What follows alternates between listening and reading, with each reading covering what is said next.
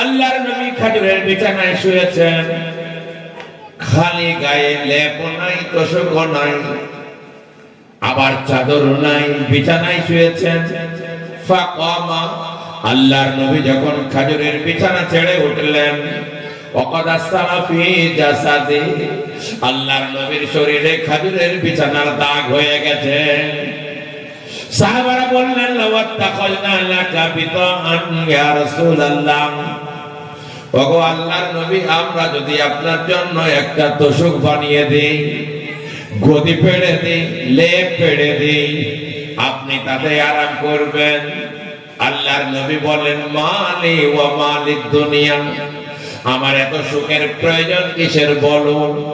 যদি কোনো ব্যক্তি রাস্তা চলতে চলতে ক্লান্তি দূর করার জন্য গাছতলার ছায়াতে খানিক দাঁড়ায়, কাউকে গাছতলাতে গদি আর তোশক পাড়তে দেখো কি?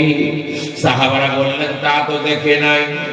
আল্লাহর নবী বলেন, এখানে ছিলাম না, আবার থাকবো না, এর জন্য এত গদি আর তোশকের কিসের প্রয়োজন বলো?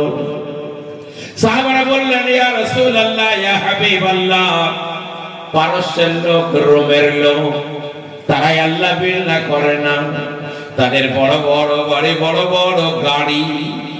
আপনি দোয়া করুন আমরা যেন ধনী হয়ে যাই, আপনিও যেন ধনী হয়ে যান, আমরা যেন মালদার হয়ে যাই, আপনিও যেন মালদার হয়ে যান। আল্লাহর নবী কোনোদিন ধনী হওয়ার দোয়া করেন নাই, বরং আল্লাহর নবী দোয়া করতেন, আল্লাহুম্মা আহইনি মিসকিনা ওয়া আমিতনি মিসকিনা ওয়াহশুরনি ফি যুমরাতিল মাসাকিন। ওগো আল্লাহ, যতদিন আমাকে বাঁচাবে গরিব অবস্থায় বাঁচিয়ে রেখো, যখন মরণ দেবে গরিব অবস্থায় মরণ দিও, কিয়ামতের মাঠে যেন আমাকে গরিবদের দলে তুলো। সুবহানাল্লাহ বলুন। এ দোয়া করতে পারবেন? আপনার বাবার ক্ষমতা নাই, বলে যদি একবার বলেন আল্লাহ গরিবদের উপরে বলবেন, আল্লাহ বলে বলে চুটা যেন ধইর না। আল্লাহর নবীকে হযরত আয়েশা বললেন, লিমাযা ইয়া রাসূলুল্লাহ, ওগো আল্লাহর নবী, আপনি এত খতরনাক দোয়া করেন কেন? আল্লাহর নবী বললেন, আয়েশা রে, জানো না, ইয়াদখুলুনাল জান্নাতা ফুকারাউল মুহাজিরিনা ক্বাবলা আগনিয়াইহিম বি500 সানা। আল্লাহর নবী বললেন, আয়েশা জানো না, গরিব মিসকিনরা ধনীদের 500 বছর আগে জান্নাতে যাবে। আল্লাহর নবী সাল্লাল্লাহু আলাইহি ওয়াসাল্লাম তিনি পবিত্র জবানে বলতেন, আবগুনি ফি যুআফাইকুম, তোমরা আমাকে গরিবের সঙ্গে খুঁজে দেখবে পাবে, অসহায়ের সঙ্গে খুঁজে দেখবে পাবে। আমি কৃতদাস গোলাম, গরিব মিসকিন ইয়েতিম কাঙাল তাদের সঙ্গে থাকি, আমি বিধবাদের সঙ্গে ওঠা বসা করি। আবগুনি ফি যুআফাইকুম, কমজোর লোকের সঙ্গে খুঁজে দেখো, আমি নবীকে তোমরা পাবে। আবু জাহাল একদিন বলছে, বাবা মুহাম্মদ, তোমার ওয়াজ একদিন শুনতাম। বলো কি? বলে, বাবা তুমি আমাদের বংশের ছেলে, তোমার কথা শুনতে বাধা নাই, কিন্তু তোমার সাথে যারা বসে ওদের সাথে আমাদের বসা চলে না। ওই যে খাব্বাব, আম্মার, যায়েদ, বিলাল, ছোট লোক, গোলাম, এইসব কাঙালদের নিয়ে তোমার কারবার। ওদের দুদিন আসতে মানা করে দাও, আমি তোমার মজলিসে বসে দেখব, আমরা সবাই বসে দেখব তোমার কথা মানা যায় কিনা। আল্লাহর নবী মনে করেছেন, বিলাল তো আমার লোক, খাব্বাব আমার লোক, যায়েদ আমার প্রিয় লোক, ওদের না হয় দুদিন আসতে মানা করে দিই। আবু জাহালের সঙ্গে বৈঠকটা সেরে নেই। আবু জাহাল ঈমান আনলে মক্কার সবাই ঈমান আনবে, মজাই হবে। আল্লাহর নবী এখনো মানা করেন নাই, কেবল মনে মনে নিয়ত করেছেন। আল্লাহ তাআলা নবীজিকে হুঁশিয়ারি দিচ্ছেন, ওয়ালা তাতরুদিল্লাযিনা ইয়াদউনা রাব্বাহুম বিলগাদাতি ওয়ালা শাইয়্যা ইউরিদুনা ওয়াজহা। ওগো আমার পেয়ারা নবী, যারা সকাল সন্ধ্যায় আল্লাহ বিল্লাহ করে, আমাকে ডাকা হাঁকা করে, আমার ইয়াতীম ফকির কাঙাল গরিব বান্দা, আবু জাহালের জন্য খবরদার, তাদেরকে কাছ থেকে হটাবে না। সুবহানাল্লাহ। আল্লাহ বললেন ওয়াসবির নাফসাকা মাআল্লাযিনা ইয়াদউনা রাব্বাহুম বিল গাদাতি ওয়াল আশিয়্যি ইউরিদুনা ওয়াজহা। ও আমার পেয়ারা নবী, যারা সকাল সন্ধ্যায় আল্লাহ বিল্লাহ করে, আমার জিকির আজকার করে, আমার ইয়তীম ফকির কাঙাল গরিব বান্দারা, আবু জাহালের জন্য খবরদার কাছ থেকে সরায়ও না। ওয়ালা তাদু আইনাকা আনহুম তুরিদু জিনাতাল হায়াতিদ দুনিয়া। ও আমার নবী, তোমার দয়ার নজর, রহমতের নিগাহ তাদের কাছ থেকে সরায়ও না, দুনিয়ার জিন্দেগিকে প্রাধান্য দেবে না। ফামান শাআ ফালিউমিন ওয়া মান শাআ ফালিয়াকফুর ইন্না আ'তাদনা লিয-যালিমিনা নারা। যার মন যাবে ঈমান আনবে, যার মন যাবে কাফের হয়ে থাকবে। আবু জাহালরা ঈমান আনলে আমি আল্লাহ লাটে উঠবো না, তার জন্যই আমার প্রিয়দের কাছ থেকে সরায়ও না। আল্লাহ কারো রূপ দেখেন না, আল্লাহ কারো ধন দেখেন না। আল্লাহর নবী বলেন ইন্নাল্লাহা লা ইয়ানজুরু ইলা সুওয়ারিকুম ওয়া আমওয়ালিকুম। আল্লাহ কারো রূপ দেখেন না, আল্লাহ কারো ধন দেখেন না, ওয়ালাকিন ইয়ানজুরু ইলা কুলুবিকুম ওয়া আমালিকুম। বরং আল্লাহ মানুষের অন্তর দেখেন, আমল দেখেন। কার অন্তর ভালো, কার আমল ভালো, সে তত আল্লাহর কাছে ভালো। গরিব হোক আর ফকির হোক, রাজা হোক আর ধনী হোক আর প্রজা হোক, সেই ভালো যার অন্তর ভালো, যার ঈমান আমল ভালো। এই জন্য আমার আপনার ঈমান আমল যদি ভালো না হয়, আপনার আমার কোনো মূল্য নাই। কিয়ামতের মাঠে একটা মোটা তাজা লোককে হাজির করা হবে, তারপরে তাকে পাল্লাই চাপানো হবে, দেখা যাবে তার মাছির পরের সমান ওজন নাই। সবাই বলবে এত মোটা লোকের ওজন হলো না কেন? আল্লাহ বলবেন ফালা নুকিমু লাহুম ইয়াউমাল কিয়ামাতি ওয়াজনা। যাদের ঈমান আমল ভালো নাই, কিয়ামতের মাঠে তাদের কোনো ওজন হবে না। এই জন্য ঈমান আমল যত ভালো, তত আপনি আল্লাহর কাছে দামি। ঈমান আমলে যদি দুর্বলতা থাকে, আপনি পৃথিবীতে যতই দামি হন, আল্লাহর কাছে কোনো মূল্য নাই। আল্লাহর নবী সাল্লাল্লাহু আলাইহি ওয়াসাল্লাম পবিত্র জবানে বলছেন, কিয়ামতের মাঠে আল্লাহ তাবারক তাআলা একজনকে হাজির করবেন। আল্লাহর নবী সাল্লাল্লাহু আলাইহি ওয়াসাল্লাম পবিত্র জবানে বলছেন, এমন লোক হাজির হবে যাদের ঈমান আমল নাই। আল্লাহ তাআলার নবী বললেন, তাকে দুনিয়াতে এক ঢোক পানি দান করা হবে না। ঈমানদারের জন্য তোমরা দুনিয়াতে খেতে পাচ্ছ, আখিরাতে যারা ঈমানদার তারা ছাড়া কেউ পাবে না। একটা কোরআনের আয়াত পড়েছে, আপনাদের সামনে ব্যাখ্যা করে দেব। লাভকে হবে, আপনার ঈমান আমল বেড়ে যাবে। বলেন আলহামদুলিল্লাহ। এ বাবা, ব্যাটারিতে যদি চার্জ না থাকে তাহলে মাইক চলে না, লাইট চলে না, টর্চ চলে না, মোবাইল চলে না, গাড়িতে স্টার্ট হয় না। ঠিক না ঠিক বলবো? ব্যাটারিতে যখন চার্জ থাকে তখন সবই চলে। এই জন্য মাঝে মাঝে ব্যাটারিতে চার্জ দিতে হয়। আমাদের একটা ঈমান আছে, ঈমানে চার্জ দিতে হয়। ঈমানে যদি চার্জ না থাকে, সে ঈমানের দ্বারাতে নামাজ পড়তে মন যায় না, রোজা করতে মন যায় না, হজ করতে যেতে মন যায় না, আর ভালো কাজ করতে মন যায় না যখন চার্জ বসে যায়। এখন ঈমানের চার্জ কি করে হবে? আল্লাহ তাআলা কোরআনে বলছেন, ইন্নামাল মুমিনুনা আল্লাযীনা ইযা যুকিরাল্লাহ। মুমিন তারাই, তাদের সামনে আল্লাহর কথা আলোচনা করা হলে ওয়াজিলাত কুলুবুহুম, আল্লাহর ভয়ে তাদের হৃদয় কাঁপতে লাগে। ওয়াইদা তুলিয়াত আলাইহিম আয়াতুহু যাদাতুহুম ঈমানা। আর যখন তাদের সামনে আল্লাহ পাকের আয়াত তিলাওয়াত করে শোনানো হয় তখন তাদের ঈমানের ভোল্টেজ বেড়ে যায়। আর যখন তাদের ঈমানের ভোল্টেজ বেড়ে যায় ওয়া আলা রাব্বিহিম ইয়াতাওয়াক্কালুন, তখন কেবল মুমিনরা আল্লাহর উপরে ভরসা করে। আর যদি ঈমান কাঁচা হয় তখন মনে হবে জমি আছে বলে খেতে পাই, চাকরি আছে বলে আমাদের চলে, দোকান আছে বলে আমাদের চলে, আমার 5 বিঘা জমি আছে বলে রেহাই, আমার পাথর চাপড়ে দাদা বাবা লোকনাথ বাবা আছে বলে রেহাই। এগুলো যখন ঈমান কমজোর হবে তখন আপনার ওই দিকে মন যাবে। আর যখন ঈমান পাকাপোক্ত হবে কেবল আল্লাহর উপরে ভরসা হবে।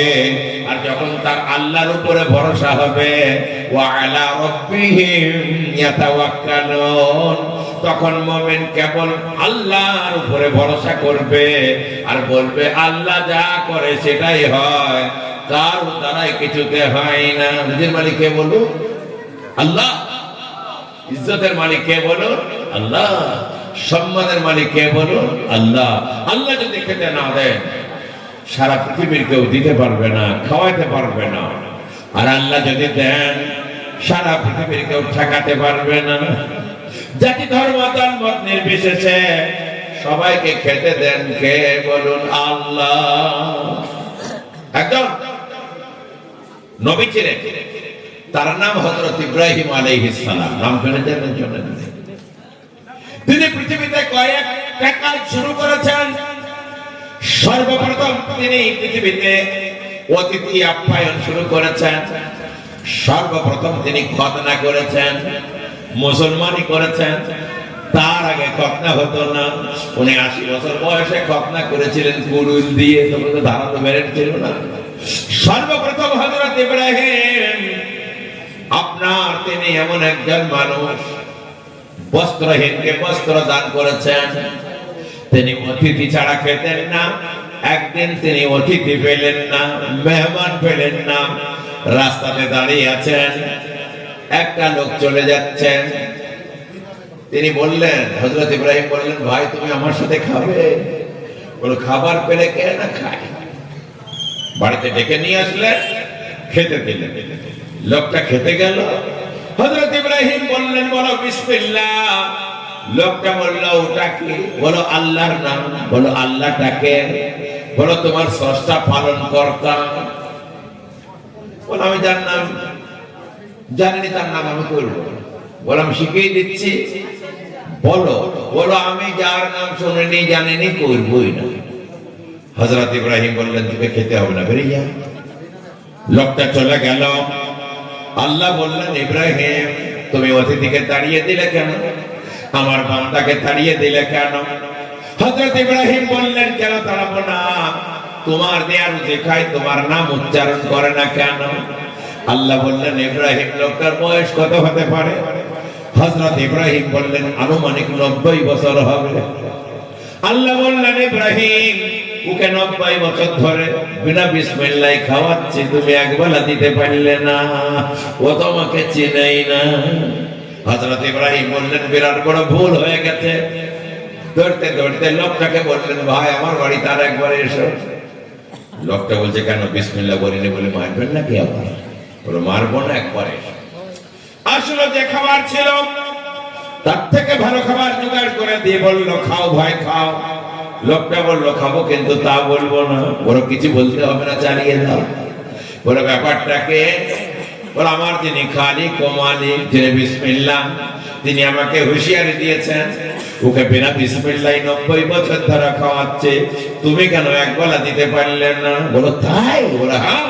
বলো যাকে আমি চিনি নি, যার নাম আমি কোনোদিন শুনিনি, সে যখন আমাকে খুশি করেছে, আমার খোঁজ রেখেছে, তাকে খুশি না করে খাবো না। সে কিসে খুশি হবে বলো? হযরত ইব্রাহিম বললেন, তুমি যদি কলমা পড়ো, ঈমান আনো, আল্লাহর বান্দা জাহান্নাম থেকে বেঁচে জান্নাতে যাবে, আল্লাহ বড় খুশি হবে, আমিও খুশি হব। লোকটা তখন বলছে, লা ইলাহা ইল্লাল্লাহ ইব্রাহিম খলিলুল্লাহ। জীব দিয়েছেন যিনি রে মন, আহার দেবেন তিনি। ঠিক না বেঠিক বলো? হযরত ইব্রাহিম অতিথি আপ্যায়ন সর্বপ্রথম শুরু করেছিলেন। খেতে দেন কে? বলুন আল্লাহ। আল্লাহ যদি না দেন সারা পৃথিবীর কেউ দিয়ে কুলাতে পারবে না, আর আল্লাহ যদি দেন সারা পৃথিবীর কেউ ঠেকাতে পারবে না। আর একটা গল্প শোনো। আমাদের একটা বই পড়ানো হয় আরবি কালিউবি, আরবি সাহিত্যের বই। তাতে লেখা আছে এক ছিল খুব তুষামতি, বাচ্চার বাড়িতে যে সকাল থেকে সন্ধ্যা পর্যন্ত আল্লাহর জিকির করা বাদ দিয়ে বাচ্চার জিকির করতো। বাচ্চা ভালো, বাচ্চার মা ভালো, দাদু ভালো, দাদি ভালো, নানি ভালো, নানা ভালো, বাচ্চা ভালো, বাচ্চা ভালো, বাচ্চা ভালো, কিছু মাল বাগানোর জন্য। আর পাশে একজনা বসে বসে ফকির, আল্লাহ আল্লাহ আল্লাহ আল্লাহ আল্লাহ আল্লাহ আল্লাহ আল্লাহ। সারাদিন দুইজনা জিকির করেছে, একজনা বাদশার জিকির, একজনা আল্লাহর জিকির। বাদশা মোটামুটি দুইজনের উপর ভালোই খুশি করেছে যে বাদশার জিকির করেছে। একটা তরমুজ কেটে তরমুজের ভিতরে লাল অংশ বের করে ফেলে দিয়ে তরমুজের ভিতরে সোনার 100 টাকা, 100 স্বর্ণমুদ্রা ভরে দিয়ে তরমুজটা সেলাই করে তাকে দিয়েছে, যা সারা জীবন খাবে। আর যে আল্লাহ আল্লাহ করছিল তাকে 1 টাকা দিয়েছে। এই দুইজনে সন্ধ্যাবেলা বাড়ি যাচ্ছে, যেতে যেতে তরমুজওয়ালা ওই আল্লাহওয়ালাকে বলছে, ভাই তুমি কি দিল পকেটে ভরলে? বলে আলহামদুলিল্লাহ 1 টাকা দিয়েছে। বলে তোকে? বলে আরে শালার বাপের 14 পুরুষের জিকির করি করি পচা তরমুজ, আবার সেলাই করা রস পড়ছে, একই খাই রে। আমার টাকার দরকার, ভালো এটা 1 টাকা দিয়ে তরমুজটা কিনবে। তা তরমুজওয়ালা বলছে, ফকির বলছে আল্লাহওয়ালা, বলে তোর যদি উপকার হয় লেখা যা, ও 1 টাকা দিয়ে তরমুজ কিনে নিয়ে বাড়ি, বিরাট বড় লোক। 1 টাকার মাল মেরে দিয়ে সকালবেলা এসে আবার বলছে বাচ্চা ভালো, বাচ্চা মা ভালো, বাপ ভালো, দাদু ভালো। বাদশা বলছে এই তুমি যা দিয়েছি সারা জীবন 14 গোষ্ঠী বসে খাবে, আবার কেন রে? কি দিয়েছেন? পচা তরমুজ, আমার সেলাই করা রস পড়ছে, আমি খাইনি, দেখতেই ভালো লাগে না। বলে তো খুলি দেখে সেটা কি আছে, কোথায় রেখেছি? বলে আল্লাহওয়ালাকে 1 টাকা দিয়ে বেঁচে দিয়েছি। বলে ওই জন্য বলে রোজের মালিক আল্লাহ রে, তোকে আল্লাহ মেরেছে, আমি দিয়ে গোলাইতে পারি। রোজের মালিক কে বলো? আল্লাহ। আল্লাহ যদি না দেন সারা পৃথিবীর কেউ দিয়ে গোলাতে পারবে না, আর আল্লাহ যদি দেন কেউ ঠেকাতে। এই জন্য খাওয়ান কে? বলুন আল্লাহ। আল্লাহ তাআলা কোরআনে বলছেন, ওয়ালাউ আন্না আহলাল কুরআ আমানু ওয়াত্তাকাউ লাফাতাহনা আলাইহিম বারাকাতিন মিনাস সামাই ওয়াল আরদ। আল্লাহ বলেন পৃথিবীর মানুষ আমি আল্লাহকে যদি আল্লাহ বলে মেনে নিত, আমার হুকুম মতো চলত, তাদের কোনো অভাব থাকতো না, আসমান ও জমিনের বরকতের দরজা খুলে দিতাম। ওয়ালাকিন কাযাবু, কিন্তু তারা আমাকে মিথ্যা সাব্যস্ত করলো। ফাআখাযনাহুম বিল আযাব, যার কারণে আমি তাদেরকে শায়েস্তা করি মাঝে মাঝে। আল্লাহর প্রিয় বান্দা, আল্লাহ তাবারক তাআলা রোজের মালিক, তিনি যদি দেন কেউ ঠেকাতে পারবে না, আর তিনি যদি না খাওয়ান সারা পৃথিবীর কেউ খেতে পারবে না। বাড়িতে খাবার থাকবে তাও মুখে উঠবে না। আমাদের মুর্শিদাবাদে ধুলিয়ান একজন মাওলানা, তার নাম মাওলানা ইমরুল কায়েস, ভালো বক্তা। উনি তবলিগের চেল্লাই গেছেন, বোম্বে গেছেন। একজন বিরাট শেঠ এই তবলিগ জামাতকে দাওয়াত দিয়েছে, দুপুর বেলায় দাওয়াত। এবার ভালো ভালো খাবার জোগাড় করেছে, বিরিয়ানি, জর্দা, কুফতা, কাবাব, রুটি আছে, গোশত আছে, মাছও আছে, সবগুলো দিয়েছে। এইবার জামাতের লোক সব খেতে বসে দুপুরে ওই শেখ সাহেব, এত বড় শেখ যে দিনে 10 লাখ টাকা তার উপায়। বলে শেখ সাহেব এদিকে আসুন, আপনিও খান আমাদের সাথে একটু। বলে আপনারাই খান। বলে না আপনিও খান। আমি সাহেব বলছি আপনিও খান। বলে আপনারাই খান।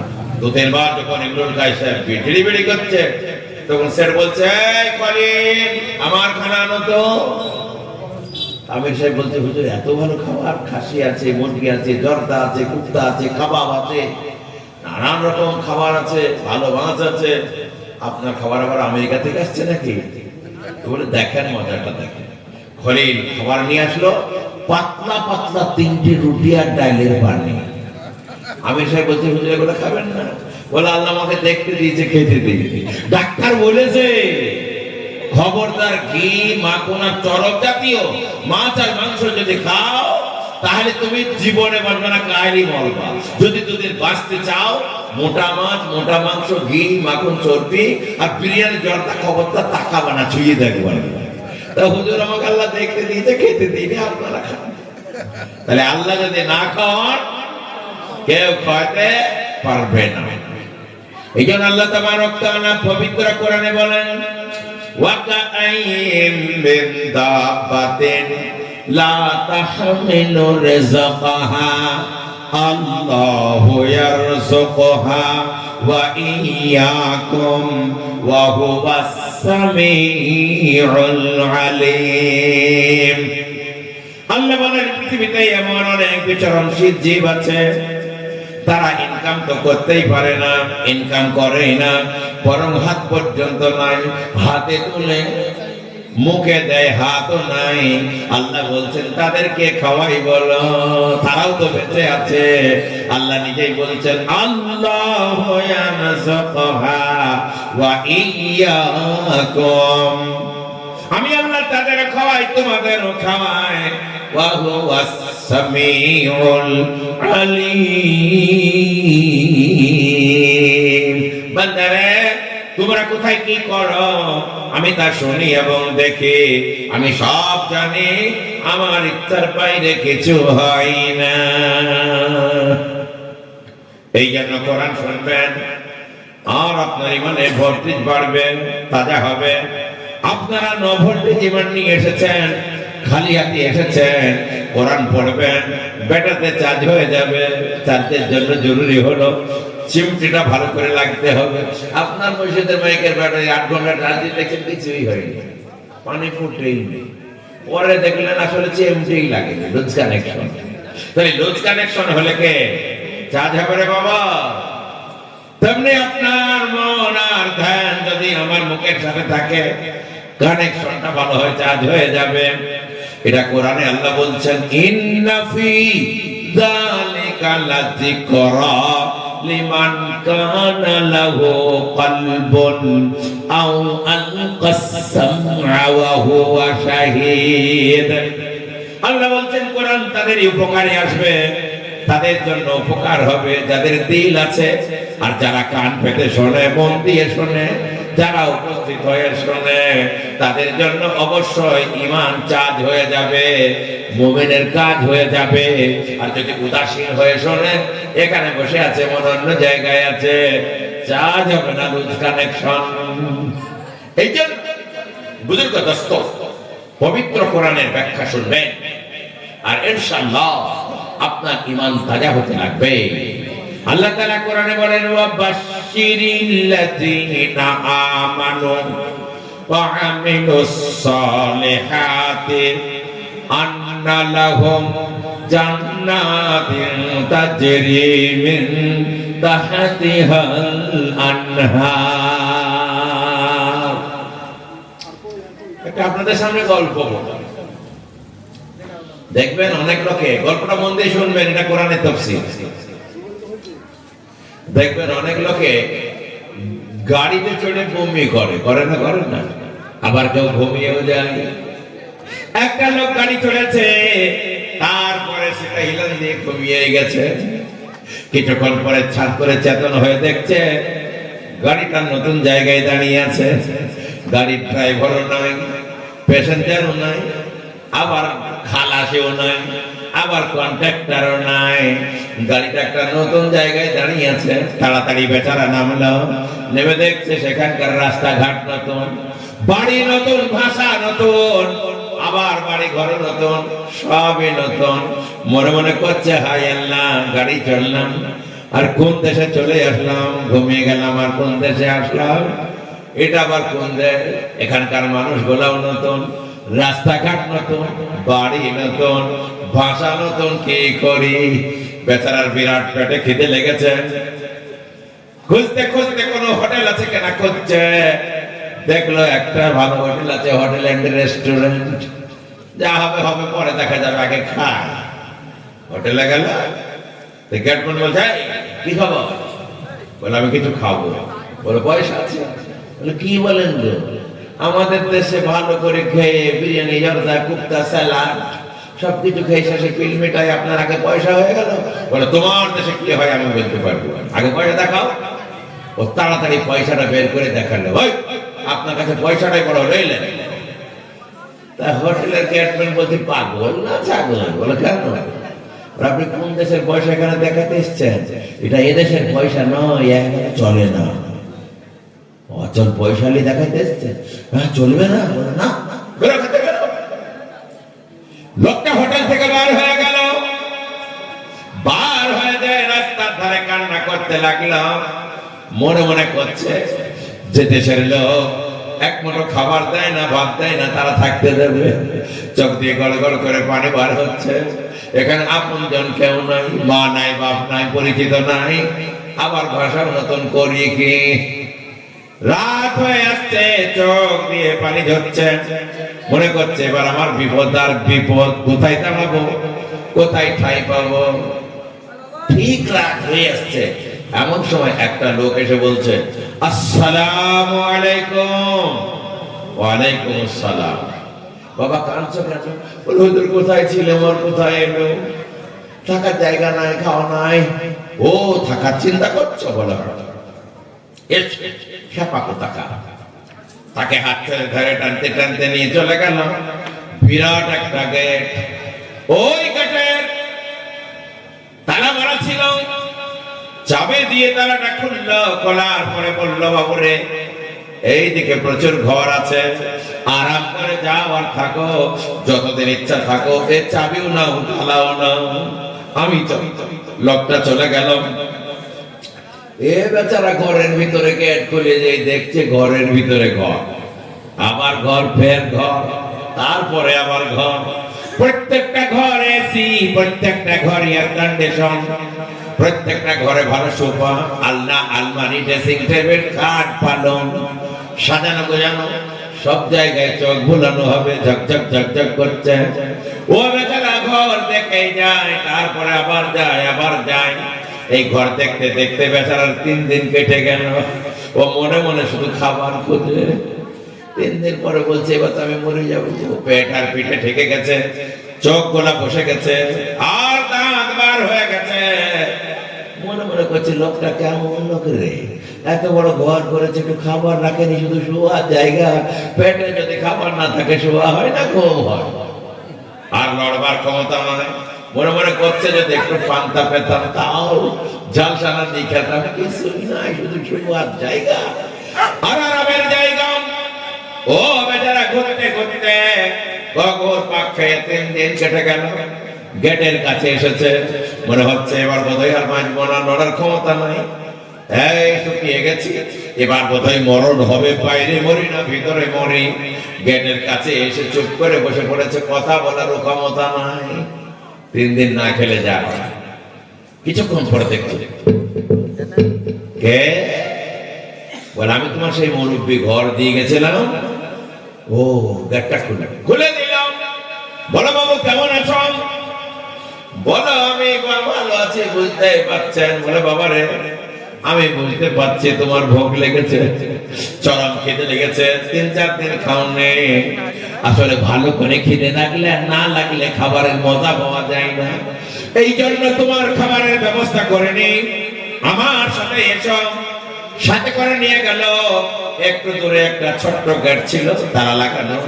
গেটটা খুলে দিয়ে বলল বাবারে এই লাইনে খাবার আছে, যত ইচ্ছা খাও, আর এখানে এসে সব এ চাবিটাও নাও। মুরব্বি চলে গেলাম।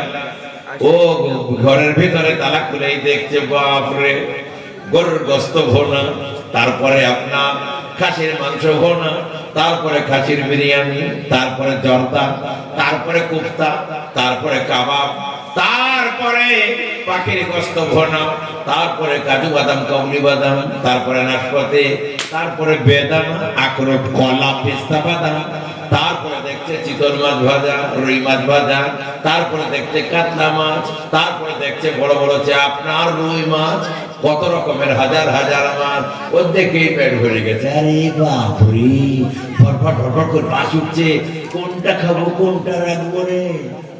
আমার কাছে তো পিস বসে খাই দেখে গোড়াতে এসে গোশ খেয়েছে 2 পিস। খাওয়ার পরে বলছে আহ কি মজা, কোন বাবুর্চির রান্না রে, বিরাট টেস্টি। 2-3 পিস খাবার পরে মনে মনে করছে এত ভালো খাবার খেলে তো পায়খানা লাগবে। মুরব্বির এত বড় বিল্ডিং ঘুরলাম, আমাদের দেশে তো 1000 দুয়ারি দেখেছিলাম, এত 50,000 দুয়ারি, কোন জায়গায় পায়খানা দেখলাম না। হালকা করে খেয়ে পায়খানা খুঁজতে বেরিয়েছে, কেন খেলে তো ঝাড়তে হবে। ও হালকা করে খেয়ে টয়লেট খুঁজে বেড়াচ্ছে, যেতে যেতে যেতে 1 ঘন্টা হয়ে গেল। একটা ঢেকর উঠলো, দেখছে পেটে যেন আর কিছু নাই। মনে মনে করছে কি রকম হলো, এইরকম কড়া মাল খেলে পরে আমাকে অ্যান্টাসিড খেতে হতো, বদ হজম হতো, ধোঁয়া ঢেকর উঠতো, কিছুই তো নয়। আবার পায়খানাও হলো না, পেশাবও হলো না, হজম হয়ে গেল, কোথাও টয়লেট নাই।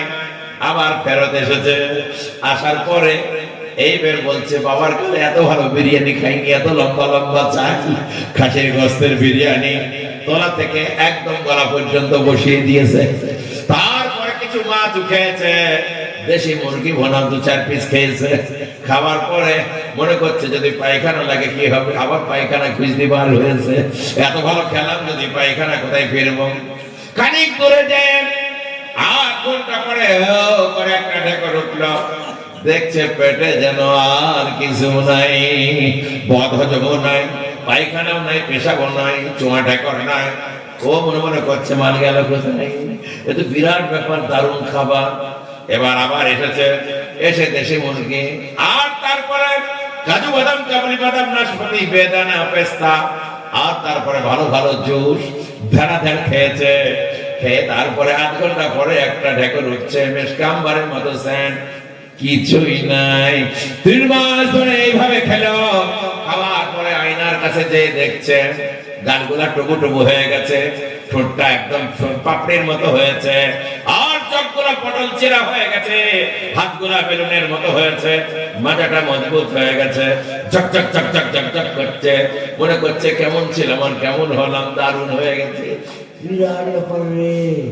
আবার তার মন খারাপ। কিসের মন খারাপ? এত ভালো খাবার একলাই খাচ্ছি, একলাই শুচ্ছি, একলাই আরাম করছি, বলার লোক নাই, কওয়ার লোক নাই, আনন্দের লোক নাই, ফুর্তির লোক নাই। শরীর ভালো হয়েছে, আর জানেন তো শরীর ভালো হলে কি চাই, বউ চাই। ওর ওই দিকে মনে গেছে পুষ্টি পেয়েছি, কি করবো, এত ভালো শরীরের পুষ্টি পেয়েছি, ভালো ভালো খাচ্ছে আর একলাই খাচ্ছে আর করছে, ও খাবুই। মন খারাপ করে আবার গেটের কাছে যেয়ে বসে পড়েছে। একাই খাওয়া, একাই শোয়া, এর কোনো দাম নাই। শরীর ভালো করে কি করব? কে যেন ঠং ঠং করে 3 বার ধাক্কা দিল গেটে। বলো কে? বলে আমি তোমার সেই মুরব্বী। গেট খুললো, বলো আসসালামু আলাইকুম। ওয়ালাইকুম আসসালাম। বলো বাবা কেমন আছো? বলো খুব ভালো আছে। আপনি এত ঘর দিয়েছেন, ঘরের শেষগুলো পর্যন্ত যেতে পারলাম না। এত খাবার দিয়েছেন, ওই খাবার কোনোদিন বাসি হয় না, আর খাবার কোনোদিন শেষ হয় না।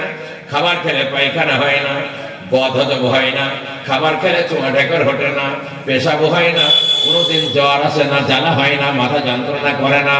এত ভালো আছি বলার কথা নয়। মুরব্বী বলে না বাবা, আমি বুঝতে পারছি তুমি ভালো না, তোমার মনটা খারাপ, আমি মনের খবর বুঝছি। আপনি মনের খবর জানো? মুরব্বী বলে তুমি আমাকে আসলে চিনতে পারোনি। ইন্নাহু ইয়ালামু সিররা ওয়া আখফা। আমি এমন এক মুরব্বী, তুমি মনে মনে কি বলো তাও জানি। 50 বছর পরে তুমি মনে মনে কি বলবে আমি তা এখন থেকেই জানি। সুবহানাল্লাহ বলো। আরে বাবা রে, কার পাল্লাই পড়েছে? বলে তাই নাকি? বলে হ্যাঁ। বলে তাই বুঝতেই পারছেন, বলো চলো আমার সাথে চলো।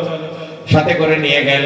কিছু দূর যাওয়ার পরে বাঁ দিকে একটা ছোট্ট গেট ছিল, গেটটা খুলে দিলে বললো বাবা রে, এই দেখো এইদিকে 70টা মেয়ে আছে, তোমার শরীর ভালো ছিল না বলে বিয়ের ব্যবস্থা করে নি, এই 70টা মেয়ের সাথে তোমার বিয়ে দিয়ে দিলাম।